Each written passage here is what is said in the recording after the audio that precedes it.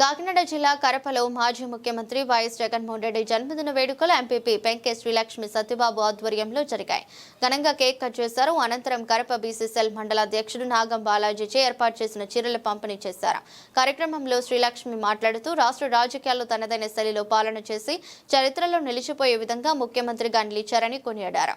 కార్యక్రమంలో మండల అధ్యక్షుడు చింతా ఈశ్వరరావు, పార్టీ నాయకులు గోన శ్రీనివాస్, అధిక సంఖ్యలో నాయకులు కార్యకర్తలు ఉన్నారు.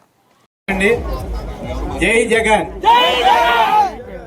ఇక్కడ విచ్చేసిన మన వైఎస్ఆర్ పార్టీ అభిమానులందరికీ నా యొక్క నమస్కారం తెలియజేసుకుంటూ మరి ఎవరైనా సరే ప్రజల పేదవాళ్ళ గుండెల్లో నిలిచిపోయిన వ్యక్తి ఎవరైనా ఉంటే అప్పుడు డాక్టర్ వైఎస్ రాజశేఖర రెడ్డి గారు. మరి ఈరోజు మన మాజీ ముఖ్యమంత్రి వర్యులు మన పార్టీ అధ్యక్షులు జగన్మోహన్ రెడ్డి గారు.